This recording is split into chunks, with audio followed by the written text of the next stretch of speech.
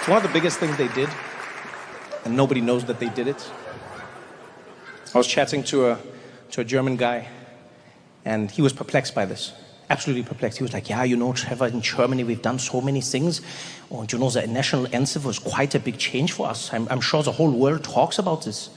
I was like, nope. He's like, what do you mean? What do you mean? No, who doesn't talk about it? I was like, nobody talks about it. He's like, who's nobody? I was like, nobody, like no one. No one outside of Germany talks about it. No one even knows this. He's like, how can they not know? I was like, what do you mean, how can they not know? Like, it's German. Like, no one speaks German outside of Germany. How would anyone know? And also, you guys did something weird. You changed the lyrics, but you kept the beat. It's a strange move, you know? You're like, this song is terrible, and we are going to change it. Yeah, what about the beat? No, we are keeping that, because I've learned all the moves, yeah? That's probably why most people don't know it, like it changed, right?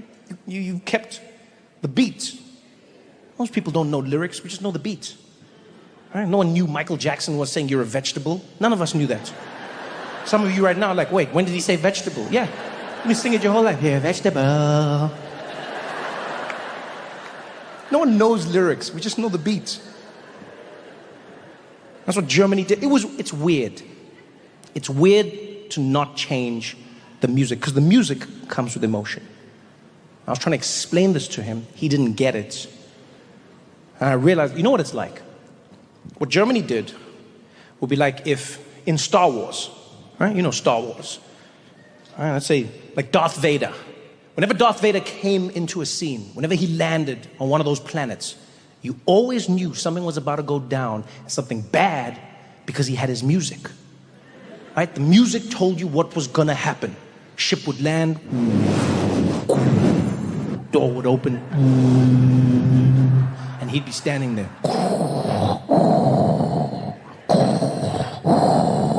But he would never come into the game without his song playing. Never. He'd be there, DJ on the side, like, DJ, play my jam.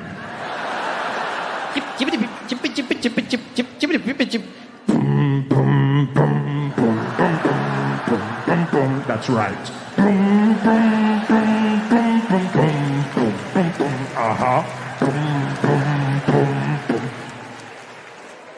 And then you knew it was about to go down. Get down there, kneel before me, Jedi. We'll never kneel before you, Darth. We will fight. You cannot defeat me. He's so strong. I don't know if we're gonna win. Defeat him we shall. Use the Force we will. Ah, you have defeated me. We did it, Master Yoda. We did it. We defeated Darth Vader. Indeed we have. What do we do now? Free the Empire we shall. Travel around, the good news we shall spread. Let's do it. Yes, a new song we shall play.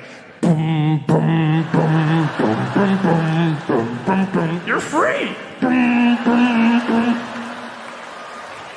It's weird. That's all I'm saying.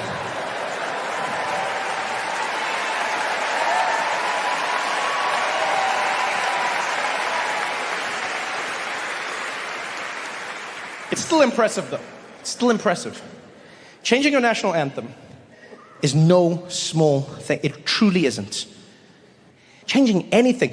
We were having this conversation, and so afterwards he said something interesting to me. He's like, yeah, you know, because we saw how Germany had to change how it saw itself in order to change what it did. You know, that's why we had to change the anthem. I was like, wow, that's really powerful. He's like, yeah, do you think America would ever change? I was like, don't even finish that sentence. You don't even finish when history calls.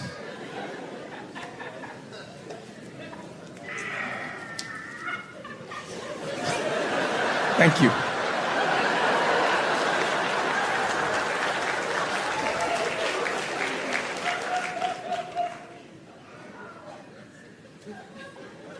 You know, the conundrum of life is that just because the big is happening doesn't mean that the small stops. Just because the big is happening doesn't mean that the small stops. Yeah? It's one of the conundrums of life. How much of the big do you focus on, and how much of the small do you pay any heed? It was captured perfect for me. There was an exchange that I saw online between two people. Someone posted, just graduated, really excited, got straight A's, party at my house, everyone's invited. Right? It was a joke, obviously, not everyone, because of the internet, not everyone's invited. And then people started posting, and then someone jumped in the comments and was like, really? Throwing a party at a time like this? Read the room, look around you. Is now the time to be celebrating? This is not the time to throw parties when we're at it. And it was this whole thing, and then it devolved into a huge fight. And I'll be honest with you, I could actually see where both people were coming from. Emotionally, I got it. On the one hand, someone was saying, how can you throw a celebration at a time when it feels like the world as we know it has fallen apart? How can you be joyous when it looks like every norm and institution we have understood that makes up the fabric of society is falling apart? Our public trust is falling apart. Our trust in each other is falling. How can you throw a party? But the other person was saying, how can I not? I have lived and worked my entire life to get to this place. I have finally achieved it against all odds. And so for this moment, I wish to enjoy. And both are right. Right? Both are right. In every hospital around the world, there's a ward where a baby has just been born and another where somebody has just died. Jubilation at the start of a new life. Despair at the loss of someone you've always loved. Neither ward incorrect. But then which one do you focus on?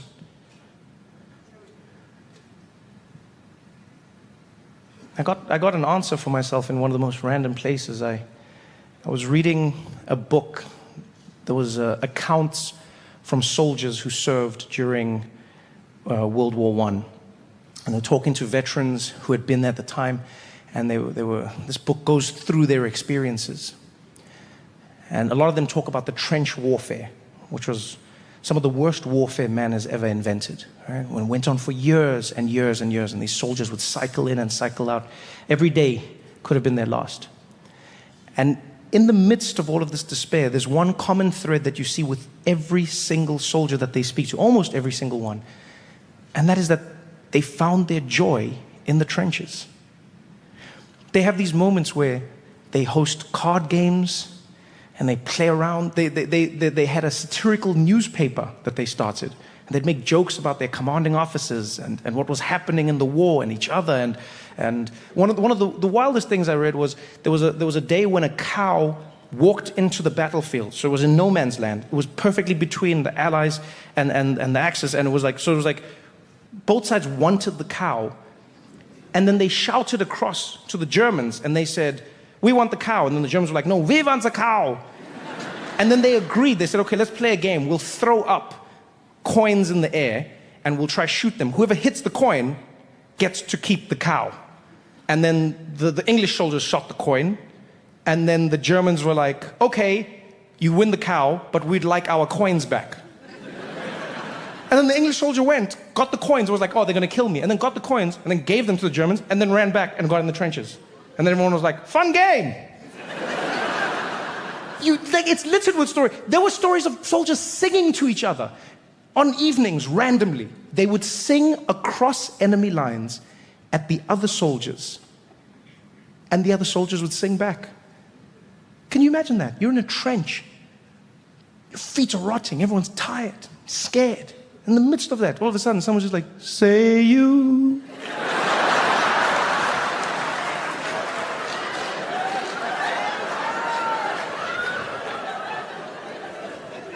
They found their joy in the trenches. And it hit me because it made me realize they remembered what they were fighting for. They were fighting to live. They weren't fighting to fight. If you forget what you're fighting for, then there's no point in fighting.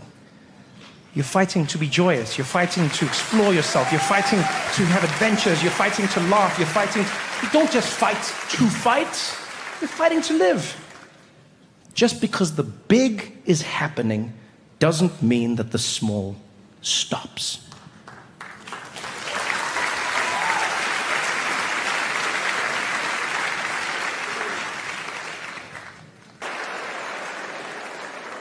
So Germany was fun. And then we headed to Paris, France, to do shows. For the first time in my life, I was very excited. Always wanted to perform in Paris, didn't know what it would be, but can I tell you? Paris is everything they tell you it is. It is easily one of the most romantic cities I have ever been to in my life. I fell in love 1,000 times. I was by myself, it didn't matter. Yeah. Every night it was just me and those bed bugs, baby.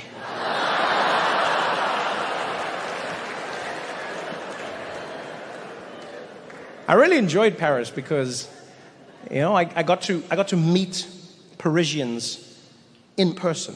You know, not stereotypes, not things that you're told about them. No, actually meet French people, learn about them from them. And I learned some truly amazing things. For instance, the French have a very different relationship with work than the rest of us. All right? In that they don't give a shit about it. Which honestly I found inspiring.